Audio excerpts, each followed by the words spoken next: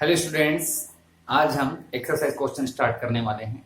Actually exercise question start करने से पहले अगर मान लो आप लोगों ने कुछ पिछले वीडियो नहीं देखा होगा, आप अभी इस वीडियो को डायरेक्ट देख रहे हो और जितने वीडियोस इस चैप्टर के बने हुए हैं सारे टॉपिक को मैंने ऑलरेडी एक्सप्लेन कर रखा है और प्लेलिस्ट में सेव कर रखा है। ओके, तो पहले वो वीडियोज आप देख लीजिए। अगर वो वीडियोज आप देख लेते हैं उसके बाद इस वीडियो को देखते हैं बेटा, तो आपको चीजें ज्यादा अच्छे समझ में आएंगी, क्वेश्चंस के आंसर ज्यादा अच्छे से समझ में आएंगे। आज मैं आपको ऐसे क्वेश्चन बताऊंगा जो कि ज्यादातर एग्जाम में पूछे जाते हैं। साथ ही इन क्वेश्चंस को जो कि मैं जो टॉपिक में पहले ऑलरेडी एक्सप्लेन कर चुका हूं उससे रिलेटेड क्वेश्चंस को आप कैसे सॉल्व करेंगे वो आपको इस चैप्टर में, इस लेक्चर में समझ में आने वाला है। ठीक है, तो स्टार्ट करते हैं बेटा। फर्स्ट क्वेश्चन देखते हैं जो कि रिलेटेड है हमारे फर्स्ट लेक्चर से। ओके, यहाँ पर मैं कुछ सब्सटेंसेस लिख रहा हूँ जिसके बारे जिसको आपको बताना है कि वो मैटर है कि नहीं है। Which of the following are matter, which of the following are matter. ठीक है, एक बात मैं आपको फिर से बता दूं बेटा, अगर मान लो आप वीडियोस नहीं देखे हो तो उसको देखने के लिए आप चैनल को सब्सक्राइब कर लीजिए। आपको सर्च करने की जरूरत नहीं पड़ेगी, चैनल को सब्सक्राइब कर लीजिए। मेरे चैनल को सब्सक्राइब करने के बाद आप चले जाइए प्लेलिस्ट में। ठीक है, चैनल में जाएंगे, चैनल को सब्सक्राइब कीजिए। मेरे चैनल का नाम है Surya Verma chemistry classes. Okay, इस चैनल में चले जाइएगा और चैनल के अंदर प्ले लिस्ट में आप जाइए। प्ले लिस्ट में आप एंटर कीजिएगा। प्ले लिस्ट में मैंने क्लास 9 मैटर इन और सराउंडिंग ये मैंने बना रखा है प्लेलिस्ट। इसके अंदर सारे वीडियोस आप पहले देख लीजिए, फिर इस वीडियो को देखिए। कॉन्सेप्ट पहले क्लियर कर लीजिए। जब आपका कॉन्सेप्ट क्लियर होगा तो सारे क्वेश्चन आसानी से फिर सॉल्व होने लगेंगे। आपको इस वीडियो में सिर्फ ये समझ में आने वाला है कि क्वेश्चन को सॉल्व कैसे करना है, एग्जाम्स में लिखने कैसे। ठीक है, स्टार्ट करते हैं। ओके, फर्स्ट क्वेश्चन है which of the following are matter. जैसे कि है chair, air, love, smell, almonds, hate, smell, smell of perfume,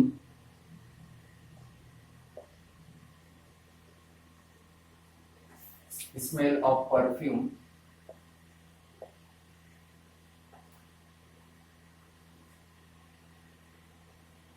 cold and cold drink।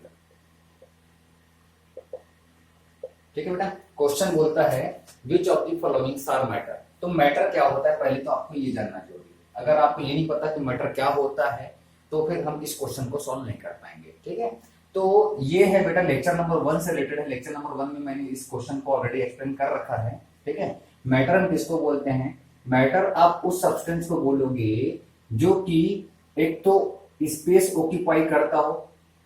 ठीक है, स्पेस ऑक्यूपाई करता हो, ऑक्यूपाई द स्पेस, थोड़ा शॉर्ट में बताता हूं मैटर में, और हैविंग मास। तो जिसके पास मास हो और जो स्पेस ऑक्यूपाई करे उसको हम क्या बोलते हैं? मैटर बोलते हैं।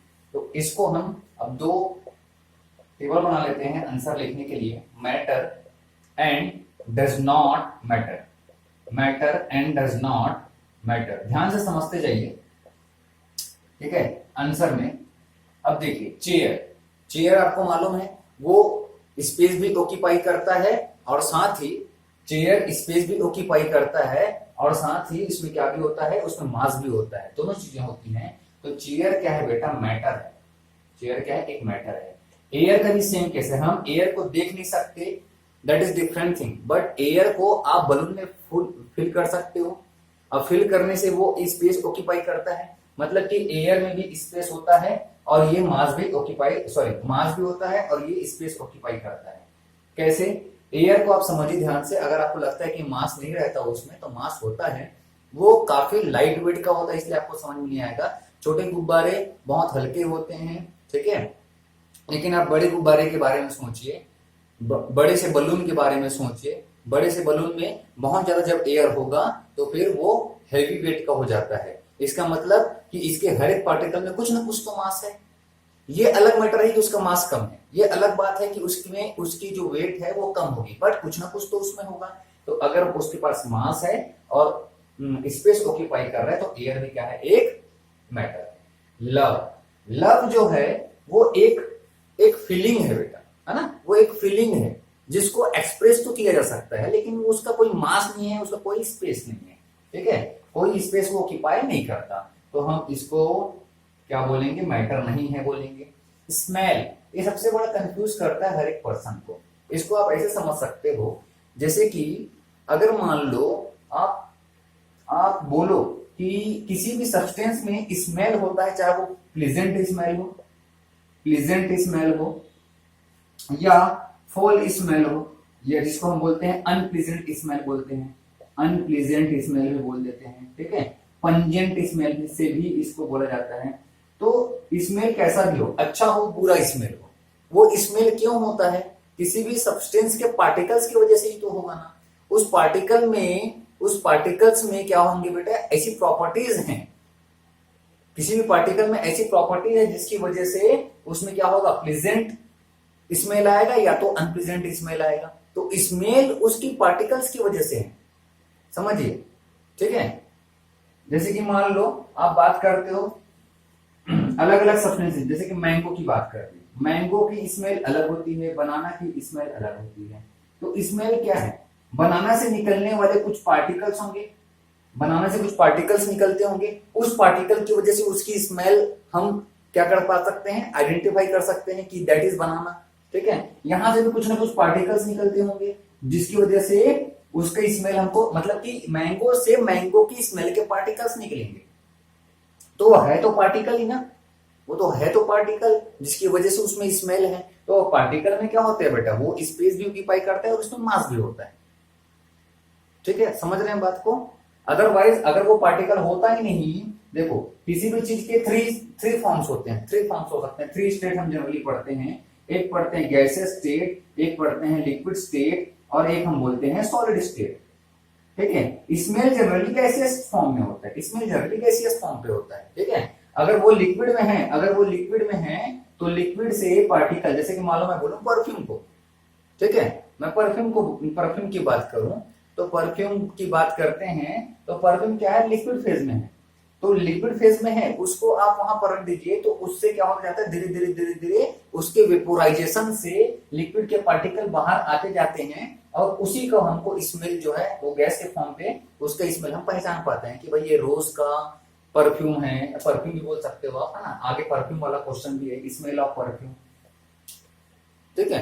अब ये स्मेल दो टाइप का हो सकता है, एक तो इसका स्मेल, किसी भी सब्सटेंस का स्मेल, या एक हो सकता है स्मेल करना, समझ रहे हैं, स्मेल करना। अगर स्मेल जो है वर्ड जो है, स्मेल वर्ड जो है वर्ब के फॉर्म पे हो, जैसे कि हम बोलते हैं ना जंप करो, स्मेल करना, अगर स्मेल एक वर्ब हो तो वो मैटर नहीं है, लेकिन स्मेल एक अगर वर्ब हो तो मैटर नहीं है। लेकिन अगर बोल दिया जाए कि किसी भी सब्सटेंस का स्मेल है, किसी भी सब्सटेंस का स्मेल है, यहां पर उसका मतलब सब्सटेंस ही है, मैंगो का स्मेल है वो, सपोज बनाना का स्मेल है, तो स्मेल क्यों है, उसके पार्टिकल्स की वजह से ही तो है, उसके पार्टिकल स्प्रेड आउट हो रहे हैं इसमें एटमॉस्फेयर में, जिससे हमको उसका स्मेल समझ में आ रहा है कि नहीं वो वाले रूम में जरूर मैंगो रखा हुआ है, जिसके वजह से आसपास में किसी रूम में मैंगो रखा हुआ है, इसलिए क्या मिल रहा है हमको, उसका स्मेल समझ में आ रहा है, ठीक है। आसपास में कुछ बनता है, कुछ पकवान बनता है तो हमको समझ में आ जाता है कि इसकी स्मेल आ रही है, तो ये रीजन क्या है। तो स्मेल क्या है, एक स्मेल एक मैटर है, क्योंकि स्मेल क्या है, एक पार्टिकल है, और पार्टिकल हमेशा एक मैटर होता है, ठीक है। तो आप क्या बोलेंगे, स्मेल जो है एक मैटर है, ठीक, कंफ्यूज होने की बात नहीं है, ध्यान रखिएगा। आलमंड्स, आलमंड भी एक मैटर है, ठीक है। हेट एक मैटर नहीं है, हेट क्या है, एक फीलिंग, ठीक है। जितने फीलिंग वर्ब ये सब किसमें आएंगे बेटा, ये सब आएंगे डज नॉट मैटर में, ठीक है। स्मेल ऑफ परफ्यूम, अब बोलो स्मेल ऑफ परफ्यूम, ये भी क्या है बेटा, स्मेल ऑफ परफ्यूम, ये दिख भले नहीं सकता, आप देख नहीं सकते स्मेल को, स्मेल को जैसे एयर को नहीं देख सकते वैसे स्मेल को नहीं देख सकते, उसको हम फील करते हैं, लेकिन वो फील हमको क्यों होता है, उसके पार्टिकल्स की वजह से होता है। ठीक है, आई आपको आई क्लोज करने बोलूं और उसके बाद मैं रोज का परफ्यूम स्प्रे करूं और एक बार स्प्रे करूं किसी दूसरे फ्लावर का, तो आप पहचान लोगे कि हाँ ये रोज का स्मेल है कि नहीं है।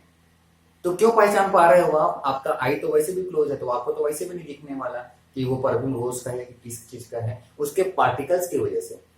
ठीक है, परफ्यूम के पार्टिकल बाहर आए और वो पार्टिकल जो है उसको आप क्या कर पा रहे हो, उसकी स्मेल से आप उसको आइडेंटिफाई कर पा रहे हो।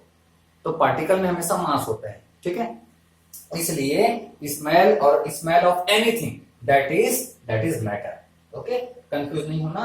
कोल्ड क्या है, कोल्ड एक फीलिंग है।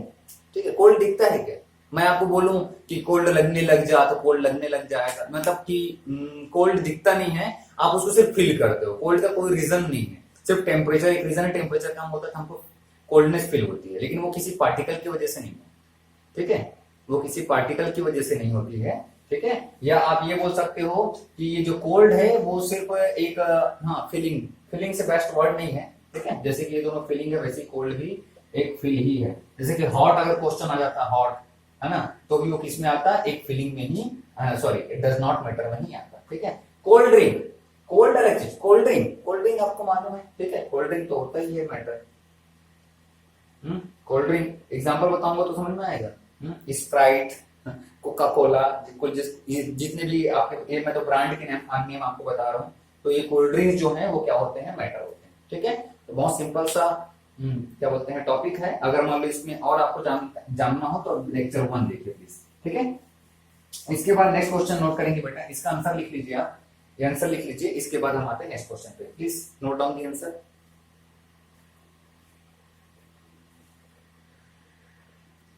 चलिए बेटा, नेक्स्ट क्वेश्चन है, the smell of hot sizzling food reaches us several metre away, however it is not in case of cold food, explain. बोलो, ये वाला क्वेश्चन स्मेल वाला ही क्वेश्चन है, ये यहाँ पर और आपको अच्छे से समझ में आएगा, स्मेल आप वाला ही है क्वेश्चन है ना, स्मेल मैटर, लेकिन यहाँ पर और अच्छे से समझ में आएगा आपको। चलिए समझते हैं क्वेश्चन क्या बोल रहा है। हॉट सीजलिंग फूड का जो स्मेल है वो सेवरल मीटर अवे तक आपको समझ में आ जाएगा, लेकिन कोल्ड फूड का नहीं आता। ऐसा क्यों, देखो रीजन क्या है समझिए। कहने का मतलब ये कोल्ड फूड है, ये कोल्ड फूड रखा है, ये कोल्ड फूड रखा है, मतलब फूड कोल्ड कंडीशन में है, वही फूड है कोल्ड कंडीशन में है, दूसरे रूम में रखा है। अगर इसी को, अब कोल्ड फूड है, किसी को मालूम नहीं था कि क्या है, ठीक है, किचन में क्या रखा है किसी को नहीं मालूम। ठीक है, कोल्ड फूड है, फूड कोल्ड कंडीशन में है। अब इसी फूड को अगर क्या कर दिया जाए, हीट कर दिया जाए, इसी फूड को हीट कर दिया जाए, ठीक है, थोड़ा सा गर्म कर दिया जाए, तो फिर इसका स्मेल घर में सबको पता चल जाएगा। ठीक है, मेरे को ज्यादा एग्जांपल देने की जरूरत नहीं है, घर में सबको पता चल जाएगा कि ये कौन सा वेजिटेबल है, अगर वेजिटेबल है तो कौन सा वेजिटेबल है, अगर कोई स्वीट बन रहा है तो कौन सा स्वीट बन रहा है, ये सब समझ में आ जाएगा। ठीक है, ठीक है, तो ये स्मेल मिल्क का तो नहीं है, मिल्क की बात कर दो। मिल्क अगर मान लो किचन में रखा हुआ है ना, आप उसको बॉईल नहीं कर रहे तो उसका स्मेल समझ में आता है, नहीं आता। दूसरे रूम तक नहीं आता, और उसी को जब बॉईल करना शुरू कर दो तो उसका स्मेल आपको समझ में आ जाएगा कि इस जो मिल्क जो है वो किचन में बॉईल हो रहा है। रीजन क्या है इसके पीछे, रीजन क्या है, इसके जो कोल्ड कंडीशन पे, कोल्ड फूड लिखता मैं, ठीक है, कोल्ड कंडीशन में ही स्मेल होता है। स्मेल के पार्टिकल, मतलब इसके जो पार्टिकल्स हैं जिसकी वजह से इसमें स्मेल है, या इसके पार्टिकल जो कि स्मेल को कैरी करता है। ठीक है, मैं अगर बायो की लैंग्वेज में बताऊं, जैसे कि जीन कुछ प्रॉपर्टीज को कैरी करता है और वो नेक्स्ट जनरेशन में आता है। ठीक है, बस वैसे ही हम यहाँ पर केमिस्ट्री में बोल सकते हैं, इसके कुछ पार्टिकल स्मेल को कैरी कर रहा है। ठीक है, अब इसने स्मेल को कैरी कर रहा है, अब ये जो पार्टिकल्स हैं अभी यहीं पर जमे हुए हैं, क्यों, क्योंकि ये कोल्ड कंडीशन पे है। ठीक है, वेपर फेज में वो कन्वर्ट नहीं हो रहा है। जैसे आप उसको हीट किए, इसके स्मेल के पार्टिकल जो कि यहाँ पर सरफेस पे अवेलेबल था, ये वेपर फेज में कन्वर्ट हो जाता है। समझ रहे बात को, इसके पार्टिकल जो हैं वो किस में कन्वर्ट हो जाता है, वेपर फेज में कन्वर्ट हो जाता है। किसके पार्टिकल्स, स्मेल के पार्टिकल, स्मेल पार्टिकल्स किस में कन्वर्ट हो जाते हैं, वेपर फेज में कन्वर्ट हो जाते हैं। अब वेपर फेज में कन्वर्ट हो गए, यहां पर वेपर फेज में कन्वर्ट नहीं हुए हैं, तो यहां पर ये समझ के चलिए ये अभी लिक्विड फेज में ही है। ये अभी लिक्विड फेज में है, कोल्ड कंडीशन में लिक्विड फेज में है। जैसे आपने हीट किया, इसके स्मेल के पार्टिकल्स क्या हो गए, वेपर फेज में कन्वर्ट हो गए। और वेपर फेज के जो काइनेटिक एनर्जी है, वेपर फेज की काइनेटिक एनर्जी, वेपर फेज मतलब समझते हो कि नहीं समझते? वेपर फेज इसको बोलते हैं गैसियस स्टेट को। तो गैसियस स्टेट में पार्टिकल्स की काइनेटिक एनर्जी क्या होती है बेटा, ज्यादा होती है, हाई होती है। तो काइनेटिक एनर्जी हाई होती है, इसलिए क्या करते हैं, बहुत स्पीडली मूव करते हैं एटमॉस्फेयर में, और वो आप तक या काफी दूर तक जो भी पर्सन खड़ा है वहां तक उसको चला जाता है। कौन? पार्टिकल डिफ्यूज करते हैं, काइनेटिक एनर्जी काफी ज्यादा होती है, पार्टिकल बहुत जल्दी मूव करते हैं, और इसलिए हॉट सिजलिंग फूड को हम आसानी से समझ सकते हैं। उसकी स्मेल के पार्टिकल काफी जल्दी डिफ्यूज करते हैं, मूव करते हैं, और आसानी से हम उसको समझ सकते हैं सेवरल मीटर अवे से। लेकिन कोल्ड फूड को आप तभी समझ में आएगा जब उसके पास जाकर के उसका स्मेल ऐसे करके लिया जाएगा, तभी हम उसके बारे में समझ सकते हैं। क्योंकि इसके पार्टिकल किसमें हैं? इसके पार्टिकल लिक्विड फेज में हैं, जिसमें काइनेटिक एनर्जी इसके पार्टिकल्स में कम होती है, वो मूव नहीं करते, वो वहीं पर है। ये यहीं पर है, तो आप कैसे समझोगे? स्मेल के पार्टिकल, जो स्मेल को कैरी कर रहा है वो पार्टिकल यहीं पर प्रेजेंट है, तो आप नहीं समझ सकते। आपको इसके पास आना पड़ेगा, आपको अपना नोज लेके यहां आना पड़ेगा, ठीक है? और यहां पर ये आपके नोज के पास जाएगा। समझ में आ रहा है बात? तो ये सिंपल सी बात है। अब इसको आपको लिखना है बेटा, तो कैसे लिखेंगे? ये तो कॉन्सेप्ट हो गया, अब लिखेंगे कैसे? अब इसको ऐसे लिखो, देखो, the smell of hot sizzling food reaches several meter away due to अब यहां पर ऐसे पॉइंट लगा लो, in case of hot sizzling food, particles of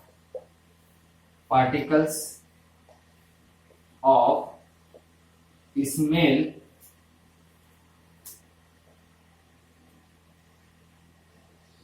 converts into gas phase and the particles have more kinetic energy, high kinetic energy in gas phase, thus it can reach several meter away due to the movement, और diffusion बोल सकते हो इसको, diffusion of particles. ठीक है, ये तो hot sizzling food का स्मेल सेवरल मीटर अवे तक जाता क्यों है, ये उसका रीजन हो गया। अब कोल्ड फूड का नहीं जाता, however it is not in case of cold food, उसको आपको एक्सप्लेन करना है। ठीक है, while in case of cold food, बेटा ये तो मैं आपको एक्सप्लेन करने के लिए लिखा ना, इसको इरेज कर सकते हैं, डायग्राम बनाने की जरूरत नहीं है, तो आपको समझना है। ठीक है, while in case of cold food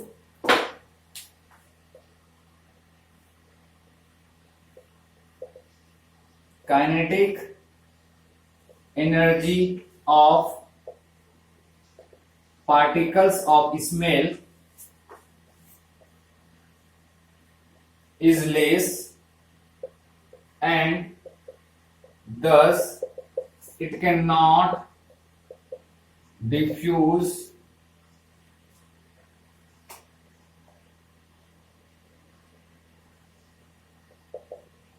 easily। ठीक है, डिफ्यूज नहीं होते, बाकी तो अंडरस्टूड है ना। तो स्टार्ट यहां से करना, आंसर यहां से स्टार्ट करना है। नीचे स्पेस कम होगी इसलिए मैंने ऊपर लिखा। ठीक है बेटा, तो ये आंसर नोट कीजिए। नेक्स्ट क्वेश्चन देखते हैं।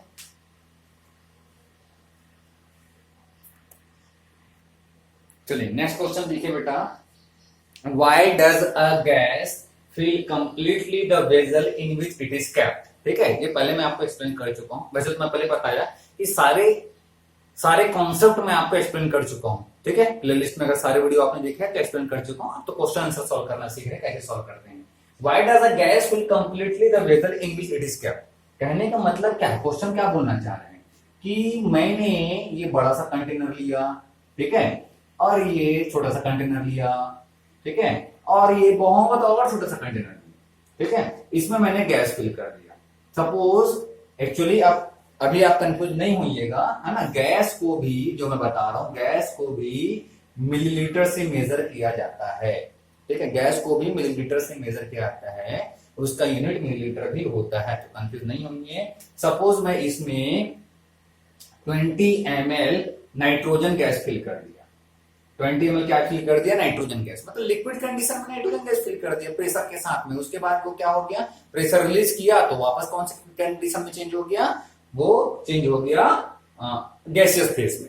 ठीक है, तो वैसे गैस को तो मेजर नहीं कर पाते, तो उसको लिक्विड कंडीशन में ही मेजर करते हैं। तो ऐसा समझिए 20 ml में सपोज मैंने नाइट्रोजन गैस को यहां पर फिल कर दिया। अब 20 ml नाइट्रोजन गैस को ही यहां फिल किया, 20 ml नाइट्रोजन गैस को ही यहां फिल किया। तो आप गैस को किसी भी कंटेनर में आप फिल कीजिए, कितना भी बड़े कंटेनर में फिल कीजिए, कितना भी बड़े वेसल में फिल कीजिए, होता क्या है, वो गैस जो है पूरा ऑक्यूपाई कर लेता है, पूरा फिल करता है। यहां पर कम, यहां पर भी पूरा फिल होगा, ऐसा नहीं कि यहां पर बस होकर के बैठ जाए, यहां पर भी गैस जो है पूरा फिल करता है। तो गैस का कंप्लीटली फिल करने का, वेसल को कंप्लीटली फिल करने का रीजन क्या है, लिक्विड होता तो क्या होता, अगर 20 ml लिक्विड इसमें आ गया तो 20 ml लिक्विड यहां आ जाता बस, और इसमें 20 ml लिक्विड यहां आ जाता बस, एकदम नीचे पे। लेकिन गैस है तो पूरे गैस जो है कंप्लीटली फिल हो जाए। रीजन क्या है, इसका रीजन ये होता है, गैस के पार्टिकल के बीच में inter particle force of attraction बहुत कम होता है। समझ रहे हैं, मतलब कि एक पार्टिकल, दूसरा पार्टिकल, तीसरा पार्टिकल, इनके बीच जो भी फोर्स ऑफ अट्रैक्शन होता है वो बिल्कुल नेग्लिजिबल होता है। गैसेस में inter particle force of attraction बहुत कम होता है। तो inter particle force of attraction बहुत कम है तो इसके पार्टिकल पास पास नहीं रहेंगे, इसके पार्टिकल जितना दूर हो सके उतना दूर रहेंगे। तो क्या होगा, ये कंप्लीटली फिल हो जाएगा। पार्टिकल पास पास होते, लिक्विड में पार्टिकल पास पास रहते हैं तो वो पूरे फिल नहीं होंगे, लेकिन इनके पार्टिकल में फोर्स ऑफ अट्रैक्शन बहुत कम होता है तो बहुत दूर होते हैं। लिक्विड में पार्टिकल, लिक्विड में क्या होते हैं, फोर्स ऑफ अट्रैक्शन थोड़ा ज्यादा होते हैं तो थोड़े पास पास होते हैं तो वो पूरा फिल नहीं करते। इसमें क्या है, फोर्स ऑफ अट्रैक्शन बहुत कम है इसलिए कंप्लीटली फिल करता है। ठीक है, तो रीजन क्या लिखेंगे बेटा, particles of gases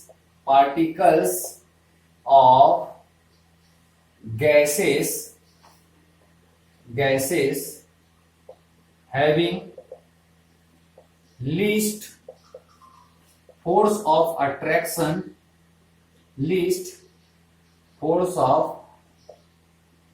attraction between their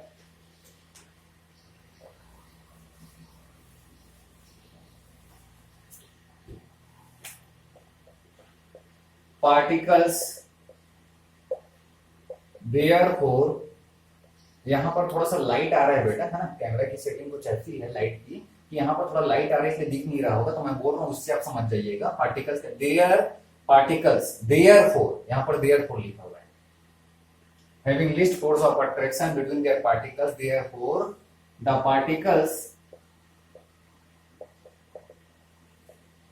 of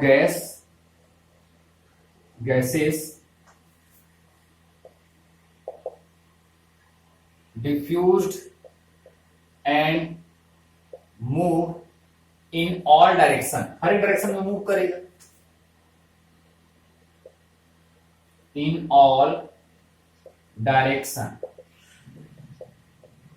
and fills the vessel completely, भाई मूव कर रहा है तो फिल कर रहा है, मूव कर रहा है फिल कर रहा है। अगर वही लिक्विड होता तो हर डायरेक्शन में नहीं, बस ये सरफेस में ही मूव करता, बस इतने में मूव करता। और गैस क्या है, सारे डायरेक्शन में मूव कर, इधर भी इधर भी इधर भी, तो जितना वो वेसल है उतने में फिल हो जाएगा। समझ रहे हो ना मूवमेंट का रीजन। चलिए मूवमेंट मूवमेंट की वजह से कैसे फिल हो गया।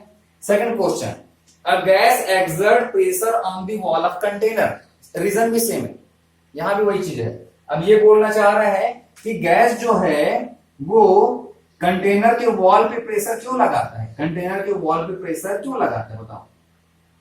ये गैसेस जो हैं वो कंटेनर के वॉल पे प्रेशर क्यों लगाता है, काइनेटिक एनर्जी की वजह से। भाई इसकी एनर्जी ज्यादा है, और एनर्जी ज्यादा क्यों है, क्योंकि इनके बीच फोर्स ऑफ अट्रैक्शन बिल्कुल नहीं है, फोर्स ऑफ अट्रैक्शन बिल्कुल नहीं है, काइनेटिक एनर्जी ज्यादा है, तो ये मूव करेंगे और मूव करेंगे तो इनके बीच कोलिजन होगा, और वॉल के साथ भी ये कोलिजन करेंगे, वॉल के साथ कोलिजन करेंगे तो प्रेशर जनरेट होगा। प्रेशर क्या होता है, force. Okay, when we apply the force on anything so it generate pressure. अगर मान लो मैं इसके ऊपर फोर्स जनरेट करूं तो इसमें प्रेशर आएगा, यस और नो। इस जो वॉल है, इस वॉल के ऊपर मैं फोर्स लगाऊं तो इसमें प्रेशर आएगा। तो ये फोर्स क्यों ला रहा है, काइनेटिक एनर्जी की वजह से। ये पार्टिकल जो है, गैस के पार्टिकल, इनमें क्या है बेटा, inter particle force of attraction बिल्कुल नहीं है, बहुत कम है। इसकी वजह से मूव कर रहे हैं इधर उधर, और मूव कर रहे हैं तो कोलिजन हो रहा है, कोलिजन हो रहा है, और ये वॉल पे भी कोलिजन कर रहे हैं, जिससे वॉल पे क्या हो रहा है, फोर्स जनरेट हो रहा है या प्रेशर जनरेट हो रहा है। ठीक है, तो कैसे लिखेंगे, चलिए लिखते हैं।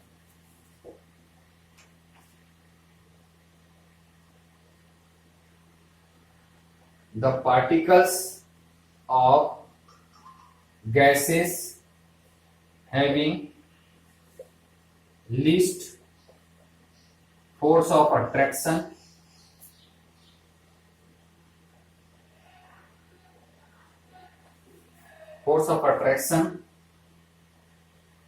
as a result it can move freely inside the container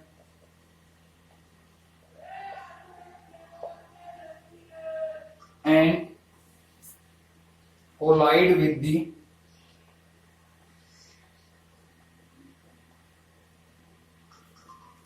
particles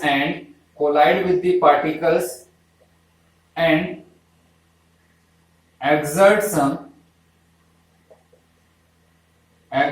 the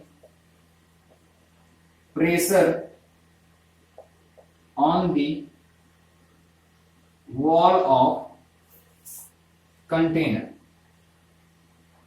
सही है कि नहीं, सोचिए जरा।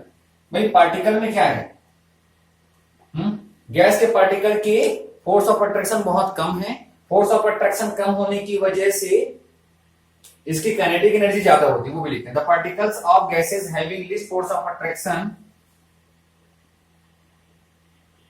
Due to this it has, ऐसे लिखो, it have high kinetic energy, high kinetic energy. इसके बाद आगे लिखेंगे, है ना, एज अ रिजल्ट। अब पार्टिकल्स के पास लिस्ट फोर्स ऑफ अट्रैक्शन है, जिसकी वजह से इसकी काइनेटिक एनर्जी बहुत ज्यादा है, काइनेटिक एनर्जी बहुत ज्यादा है, जिसके कारण ये बहुत ज्यादा फ्रीली मूव करता है कंटेनर के अंदर, और कंटेनर के अंदर जब फ्रीली मूव करेगा तो कोलाइड होगा, आपस में इनके बीच कोलिजन होगा, है ना, collide with each other. They collide with each other, ऐसा लिख सकता है ना, कोई दिक्कत नहीं, कोलाइड कोलिजन लिख लीजिए। They collide with each other and they collide with the particles and exert the pressure on the wall of the container. Particles and wall के साथ भी कोलिजन होगा, and wall thus exert the pressure on wall of the container, जिसकी वजह से pressure exert करें किस पे, कंटेनर पे।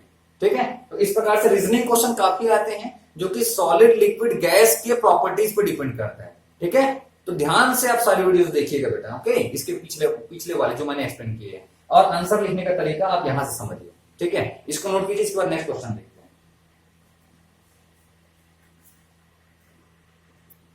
चलिए बेटा नेक्स्ट क्वेश्चन देखेंगे आपके, यहां पर 3 क्वेश्चंस मैंने नोट डाउन किया है। Why should we call a wooden table a solid?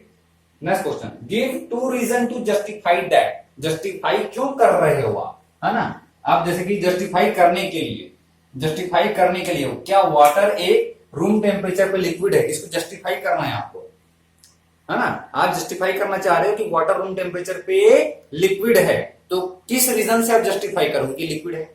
किस रीजन से आप बोल रहे हो कि वो लिक्विड है? ठीक है, लिक्विड क्यों है ये नहीं पूछ रहे हैं, ध्यान से समझिएगा। ठीक है, यहां पर क्या बोला, हम वुडन टेबल को सॉलिड है ऐसा बोलते हैं, तो हम ऐसा क्यों बोलते हैं कि वो सॉलिड है? क्वेश्चन का मतलब ये है, water at room temperature is liquid, give 2 reason to justify that. Okay, मतलब आपको जस्टिफाई करना है कि आप उसको लिक्विड क्यों कंसिडर किए हो रूम टेम्परेचर पे। ठीक है, एन आयरन अलमीरा is solid at room temperature. Iron अलमीरा को आप सॉलिड बोल रहे हो रूम टेम्परेचर पे, तो जस्टिफाई करो, कुछ रीजन दो जस्टिफाई करने के लिए। जस्टिफाई करने के लिए रीजन देना है, वो क्यों है नहीं ना, क्यों है वाला क्वेश्चन अलग होता है, मैं वो भी बताऊंगा। अभी यहां पर समझना है कि हम इसको सॉलिड, वुडन टेबल को सॉलिड क्यों बोलते हैं, वाटर रूम टेम्परेचर पे लिक्विड है ऐसा हम क्यों बोल रहे हैं, जस्टिफाई करना है। और आयरन अलमीरा भी रूम टेम्परेचर पे सॉलिड है ऐसा क्यों।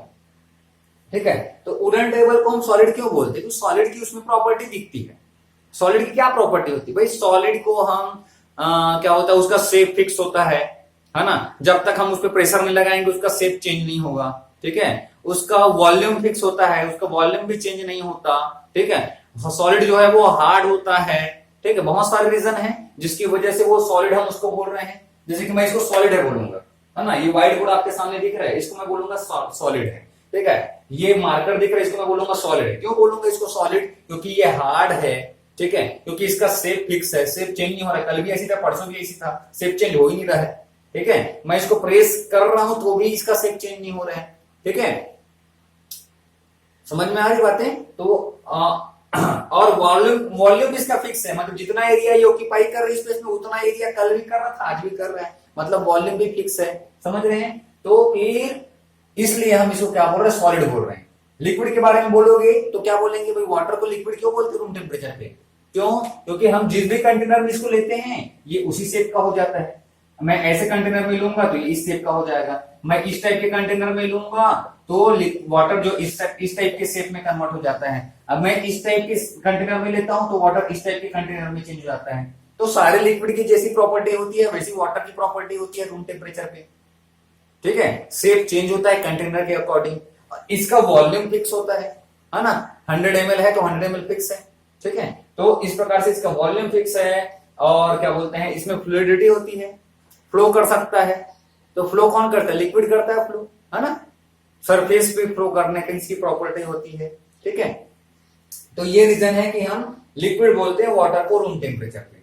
और ये तो सेम क्वेश्चन है, बस यहाँ वुडन टेबल बोला है और यहाँ आयरन अलमीरा बोला है, बाकी क्वेश्चन सेम। ठीक है, तो आंसर अब लिखते हैं बेटा, आंसर लिखिए, क्या बोलेंगे, we should call wooden table a solid, wooden table a solid due to, reason बताइए, क्या बताया मैंने, शेप ऑफ वुडन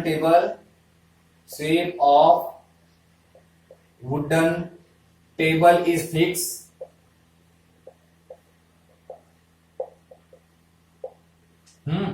सेकेंड, आप ऐसे भी बोल सकते हो, we should call a wooden table a solid because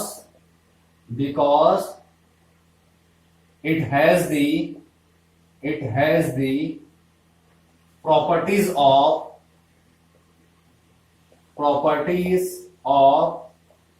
solid, like, अब ज्यादा अच्छा है, अब यही आंसर और ज्यादा अच्छा हो गया। हम वुडन टेबल को सॉलिड इसलिए बोलते हैं क्योंकि इसमें सॉलिड की प्रॉपर्टीज होती हैं, लाइक जैसे कि shape of wooden table is fix, solid का भी फिक्स होता है। ठीक है, volume of wooden table is fix, volume of wooden table is fixed, ये भी फिक्स है। थर्ड और रीजन दे सकते हैं, wooden table is hard, wooden table is hard. यही सारे रीजन हम आयरन अलमीरा के लिए लेंगे, बस इसको आयरन अलमीरा करना है, कर लेंगे आप लोग अपने से, है ना। एन आयरन अलमीरा is solid at room temperature because it has the property of solid like wooden table, shape of iron almirah is fixed, volume of iron almirah is fixed, okay, iron almirah is hard, ऐसा लिख सकते हैं, ठीक है।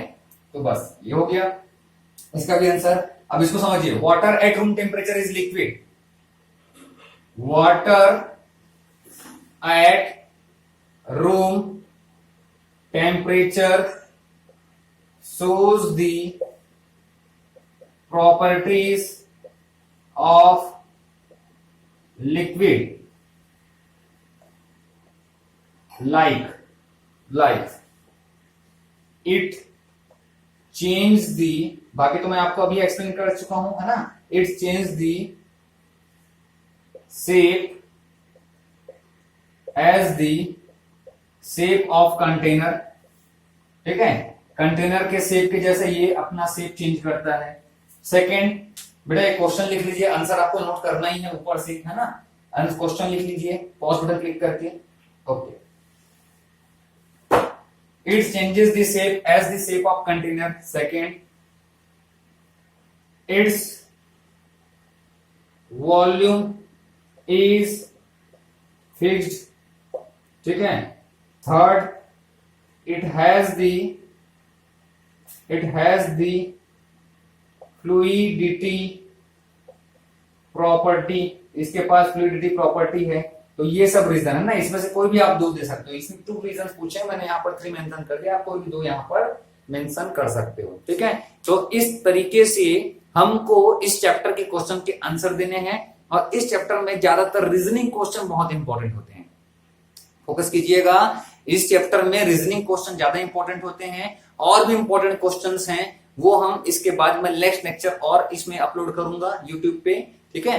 तो उसको जानने के लिए कि मैंने कैसे कब अपलोड कर लिया और आपको इसका मैसेज मिल जाए, इसके लिए आप प्लीज प्लीज प्लीज चैनल को सब्सक्राइब कर लीजिए, क्योंकि सिर्फ हमको फर्स्ट चैप्टर नहीं पढ़ना है, इसके बाद सेकंड चैप्टर भी आएगा, थर्ड चैप्टर भी आएगा। तो इन सारी चैप्टर्स का बेनिफिट आपको मिल सके और आप अच्छे से चीजों को समझ सकें, इसके लिए आप प्लीज चैनल सब्सक्राइब कीजिए अगर आपको मेरा एक्सप्लेनेशन अच्छा लग रहा है तो। Thank you so much, keep watching, keep practice.